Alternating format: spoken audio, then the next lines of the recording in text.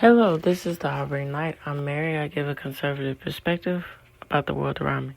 So my introductions. Feel free to reach out. Feedback is greatly important, either through email, Substack, X, and of course, fill up the comments on YouTube. Be greatly appreciated. Alright, so a list of some of the podcast platforms that I'm on. Spreaker, Spotify, Pandora, iHeartRadio, Amazon Music, just to name a few. So this episode focuses in on Audrey Hepburn and her relationship with the house of Givenchy. Here we go. Soundstripe.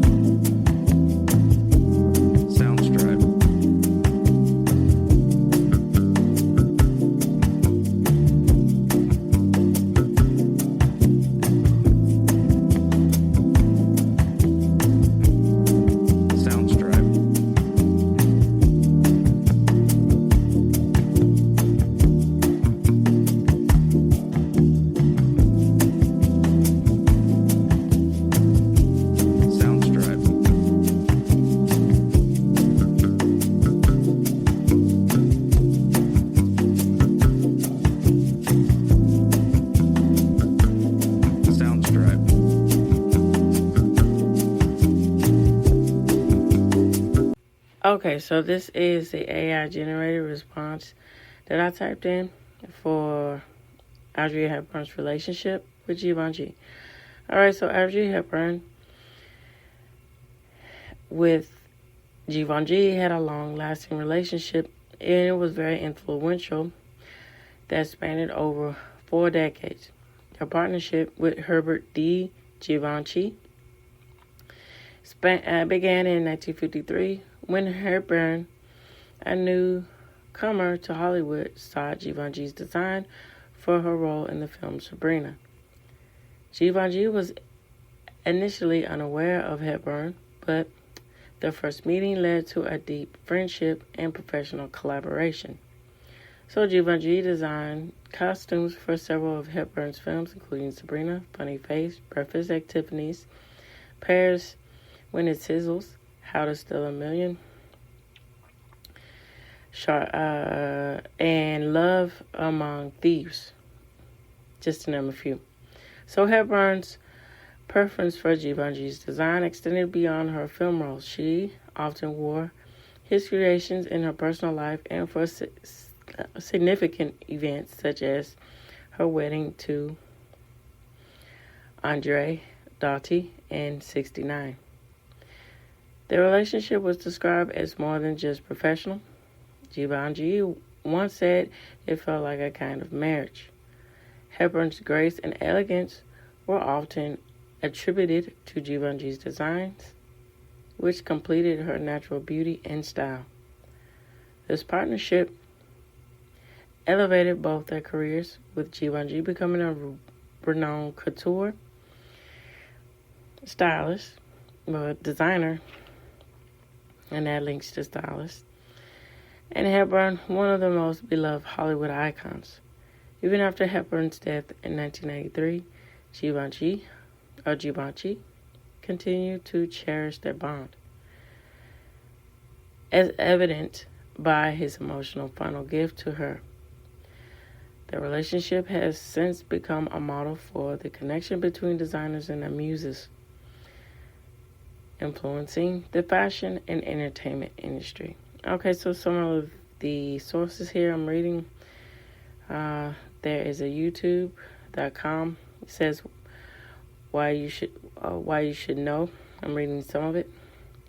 And say Lifestyles is a Hubert D. Givenchy. And then VanityFair.com and Vogue.co.uk, just to name a few. Alright, so I am going to go into my thoughts, and of course I'm going to expand on the AI generated response for the fashion sense that Audrey Hepburn had, and how that was embodied with Givenchy. Okay, so my thoughts about Audrey Hepburn and her relationship with Givenchy and just Audrey Hepburn in general. I think it just goes to say with the aspects of how fashion and in essence can create a personality within it. And so Breakfast at Tiffany's, Sabrina, and so forth, all of these movies, they're memorable because of the way that she looked, her attire, the wardrobe, costume, you want to say, for these movies. And so this translates a lot to what I was saying. I'm going to extend this out to what I was saying. Okay, you all, sorry about that. My husband's calling me. It's, if y'all feel it, the wintry blast is here. And it's in full effect. So, here we go. So, what I was saying is my extension my extension from what I was already saying about Audrey Hepburn. So Audrey Hepburn was a pivotal part in reshaping and changing the appearance or the psychological perception of being an actress or an actor. Sophistication ensued in line back. And it was enhanced, and it slowly was in presence when you saw actors like Clark Gable, and actors Marlene Dietrich, actresses like that, and but. Well, actor, Clark Gable, and actresses like Marlene Dietrich. But I think that Audrey Hepburn really, put sophistication on a whole nother playing field here. So what I mean by this is she was an actress who not only personified elegance, in her grace and in the clothes that she wore, and in the type of roles that she took, and how even, for instance, what, sweetheart? What? Okay, sweetie. Mama's recording right now. I'll get back to you, okay? Bye-bye. That's my baby girl. Okay, so a movie like Breakfast at Tiffany's. Okay, so her role, for what it is, wasn't very pleasant, but she put, sophistication in the essence of it. And then, it's strange because, her role that she played is, very unsavory with Breakfast activities. But her overall charm and class, just reminisced in that role. And so going on to other aspects here,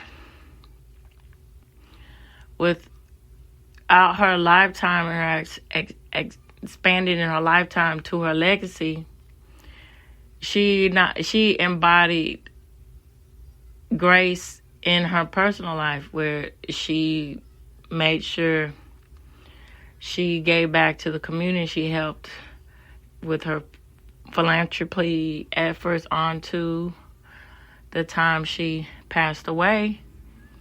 It was very embodied that she really believed, and she goes without saying, she wasn't just putting on airs. She really had a humbled heart there. And so that also inlines to reshape the aspects of, actors placing themselves, either they believed it or it was well crafted, you know what I'm saying, from the press or the movie studio house to give them the all-American wholesome look or image and family image and so forth. But that goes without saying, it changed the aspect, and people started to, she paved the way for people to start to have more of appreciation of the aspects of actors in our society. And so, you know, when we get into, you know, the aspects of the Oscars, we get into the aspects of Golden Globes and so forth, in that era with Gone with the Wind, and the era, you know, starting out with that, taking pride in what you wore and showcasing your grace within your profession. And so Audrey Hepburn, whenever she would, you know, go to awards and so forth, or she would be spotted, it was, you know, a red carpet event, because her class just oozed out of her body with what she wore and how she looked, and she just didn't even have to say words. You know, you should just knew her stance. And so I think Givenchy really heightened that to the aspects of it, the relationship, and it changed the aspects of women's fashion at that time, and to, you know, going to the aspects of, here we get the iconic, you know, imagery of the housewife of the 50s. You know, she's dressed to the nines with pearls and everything. And so I think that's a nice touch, even though, you know, critics of it, you know, is kitschy and unrealistic. Yes, you know, of course, when you get into the day-to-day and day-to-day out, you know, I know that personally, you know, when you're cleaning and everything and cooking, you don't want to dress to the nines. You don't want to get your clothes your nice clothes messy. You know, you gotta dress accordingly. But even so, the message is that it's, you know, glamorous and it's wonderful to be taking care of your family, being at home with your family, being a stay-at-home mom. That's a glamorous life, which it is, and it is a privilege. It's just unfortunate, you know, people have their own opinions. That's, you know, everybody's different. We all share this rock. But, you know, there's a lot of dignity in, and it's unfortunate it's not showcased now about being a stay-at-home mom. You know, I'm proud to be that I have the opportunity. My husband's granted me the opportunity to stay at home with my children and our children, not just my children, our children. And, you know, that it's just something to think about. And so, you know, getting back to Audrey Hepburn with class and sophistication is really nice. It's a nice touch with the aspects of fashion and how that embodies and shapes the aspects of how people perceive Hollywood. The Hollywood now, but, you know, old Hollywood. And there's a lot of stories that goes within that.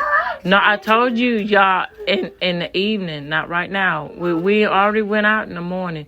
Now my baby's talking about going out and playing in the snow again. So y'all get the point. So I'm going to move on and talk about more facts. Okay, yeah. No, not right. All right, so what I'm going to do here, I'm going to talk about everything, read everything from this article, and then I'm going to give my interpretations towards the end about it. So this is by Barnabees.com. It's a magazine, and it's entitled Fashionable Friendship, Audrey Hepburn and Hubert D. Givenchy.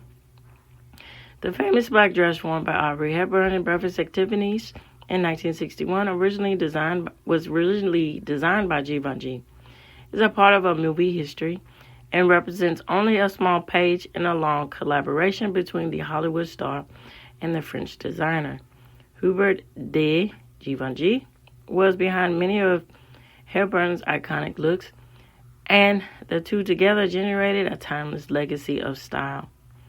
Givenchy's first work with Hepburn was on the set of 1954's film Sabrina, in which Hepburn plays a slightly sloppy teenager who wants to go to Paris.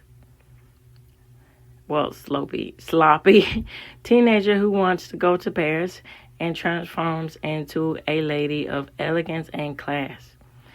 After rejecting the designers of Paramount costume, the designer of choice was Edith Head. Hepburn decided instead to ask to wear a real Parisian dress for the part. So Hepburn took the initiative, They took the initiative and was therefore directive to the French designer Hubert D. Givenchy, and although it initially was refused because he had to complete a collection, Hepburn still asked to see the project he was working on and ended up choosing all the designs for Givenchy's for the characters for this Parisian wardrobe. Among her chosen dresses was a black stained boat neck dress that made her a style icon and started Hepburn's iconic association with the little black dress. So, going on to haute couture for the aspects of this style, which, Givenchy fixed that to the T. So, Givenchy and Hepburn then co-designed all of the dresses for her character of Jo Stockerton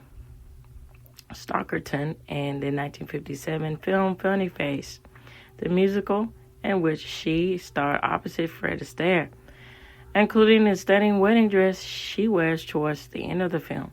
Since Givenchy had received no credit for her dress in the Sabrina movie, the credit was given to Edith Head instead.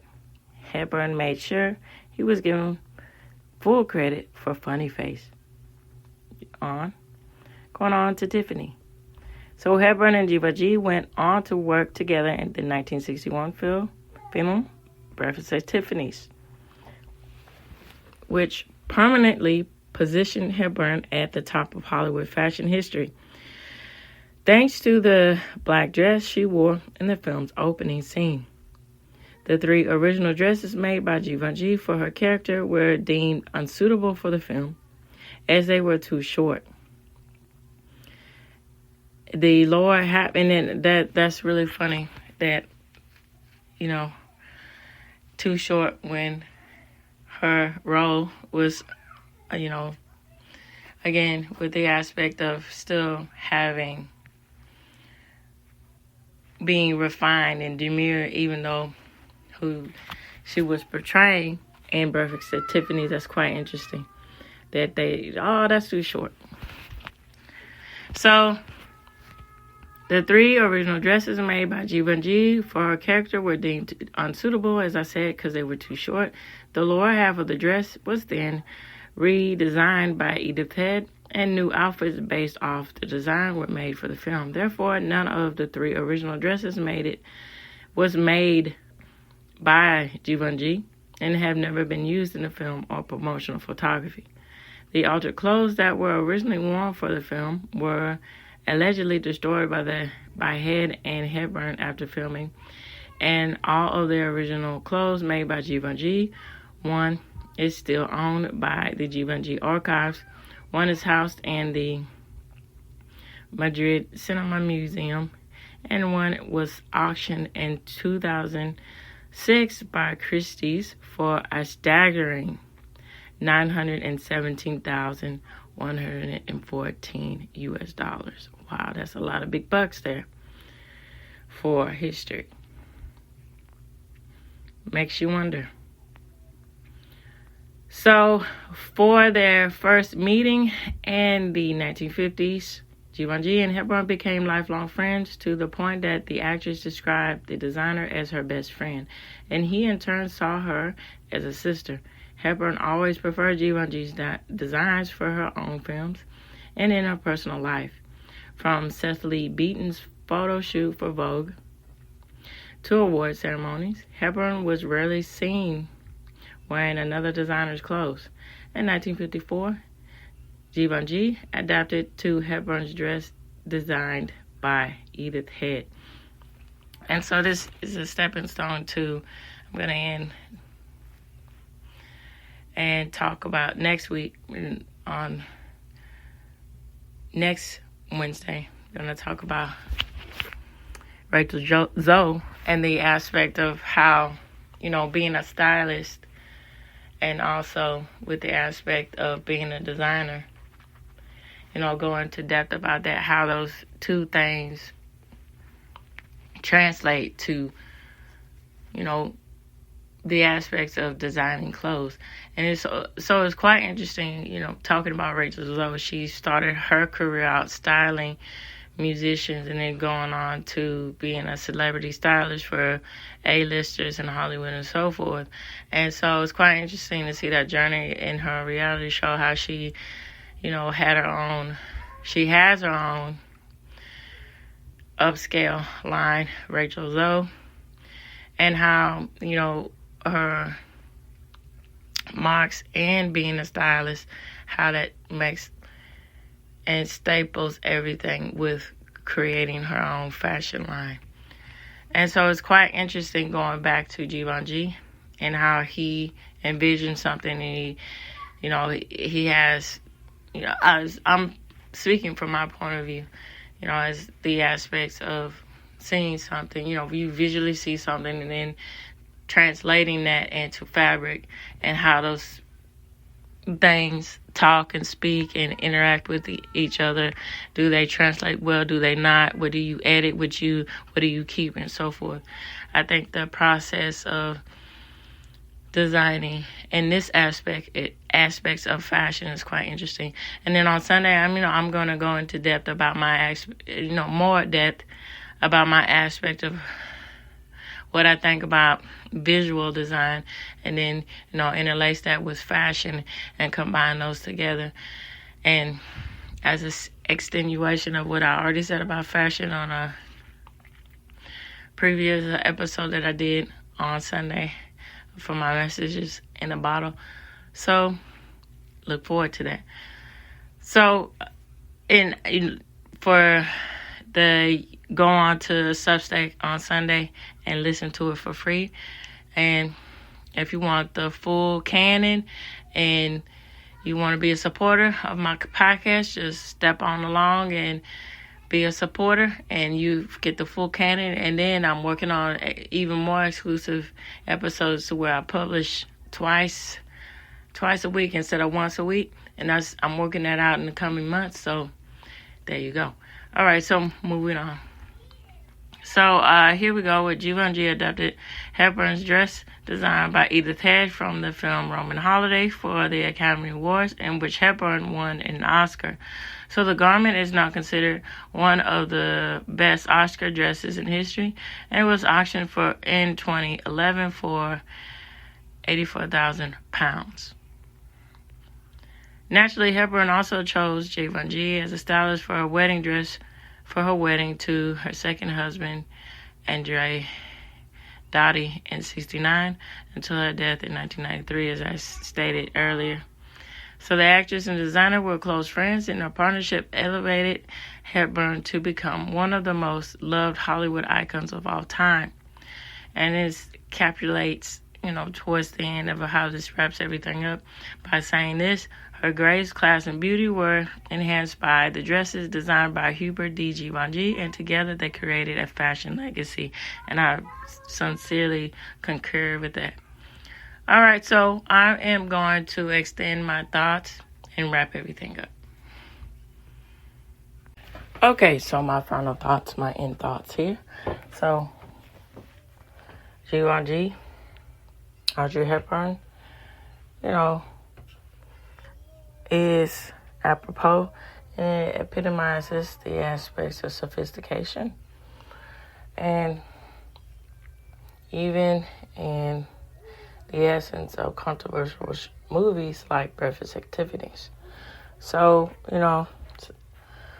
Truman Capote, even, there's been cinematic adaptations. And then, in recent events with FX television adaptations about his association with Hollywood Wives and so forth. With that Swans, I think that was the name of the show on FX, Molly Ringwald and Demi Moore and so forth. So my point is, his content is,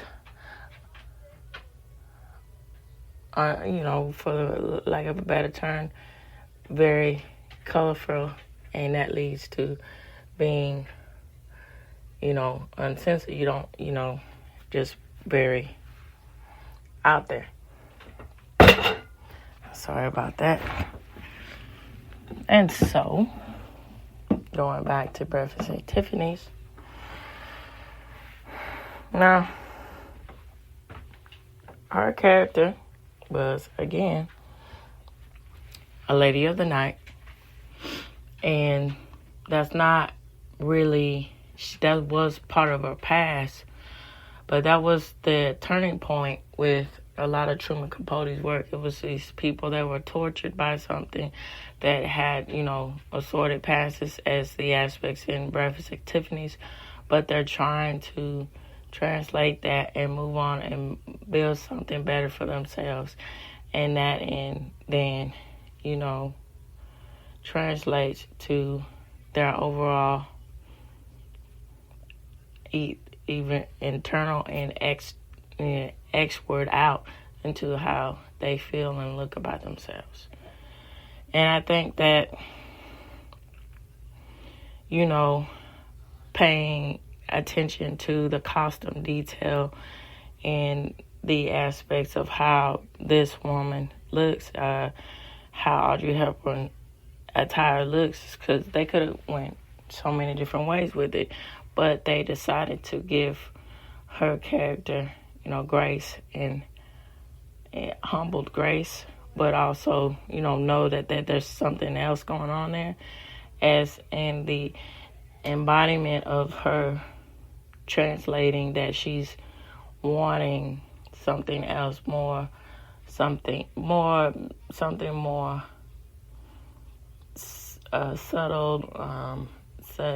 demurred for her life than what she was accustomed and was associated with. And I think that is the beauty of how something like that can transcend to how people perceive something. And so I think it was quite great that Audrey Hepburn understood that, and she knew when she got to prominence with her profession that she took it as an obligation to be, a role model in ways of one, and to having respect for the role that is of being an actress.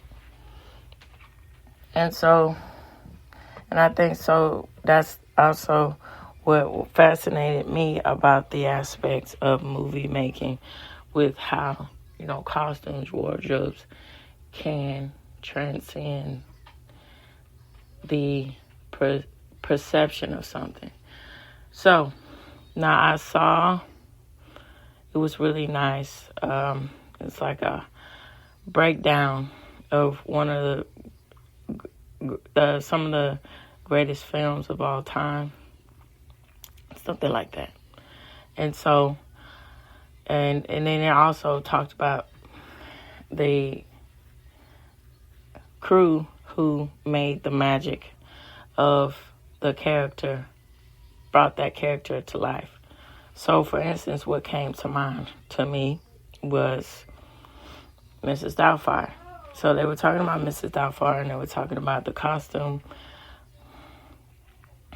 The person, woman that was on set for them, and she was award winning, and she is. I don't. I'm saying was this. I don't know if she's still, in the biz, as they say, retired or what have you. And so, and it was very poignant to one of those things, which is what is good to do and know that you really care about your craft. So she wasn't quite sure if they were making suggestions in how to alternate and go in a different way of the character Mrs. Doubtfire and how Robin Williams should look for the role. And then so she was like, oh, okay. And then, with a long story short, they came to a consensus. But she wanted to see what a child might think about this. And then the child had no idea that it was Robin Williams, had no idea, the child actually thought, and then getting the other consensus about it. Now, the adults on set knew what was going on, but even though, it's one of those things with the aspects of making a critique about this. Okay, because it's a kid, they want this or that and the other. But you need to give credit where credit is due and give more credit to a child, because a child will be very honest with you. They'll tell you what they like, they don't like, and they don't have this sort of perspective that they have to, censor themselves here. And so when she got that feedback, she knew she was going in the right direction, and she just went on. And that's something to consider and think about with the aspects of how your